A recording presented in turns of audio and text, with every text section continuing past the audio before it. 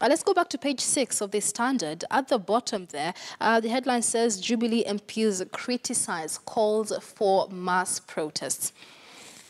And this is not new. We've seen a lot of criticism with regard to the mass protest that had been alluded way before by NASA leaders.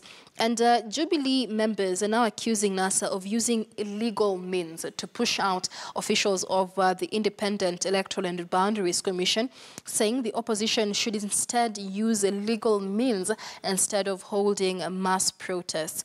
Now, this is something that we've seen the opposition do before. I remember with the Isaac Hassan-led Independent Electoral and Boundaries Commission that was hounded out of office to prepare for the August 8th elections. And a lot of questions with regard to the legality of NASA's action, NASA's call for mass protest, rather. As it stands on page 8 of the paper, at the bottom there, detectives say they will deliver their probe report for IEBC officials who allegedly bungled the election within just 2 weeks. Now, it is public knowledge that the Supreme Court final verdict pointed out where possible crimes had been committed within the Independent Electoral and Boundaries Commission during transmission of results for the August 8th election.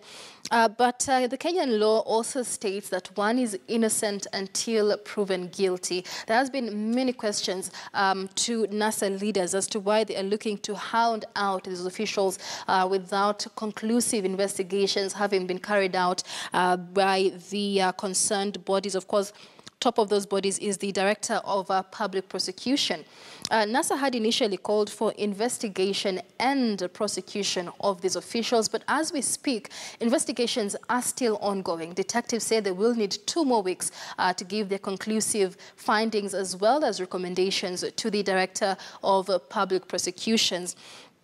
And so we're already seeing here NASA going ahead of those findings and recommendations, asking for these officials to be hounded out.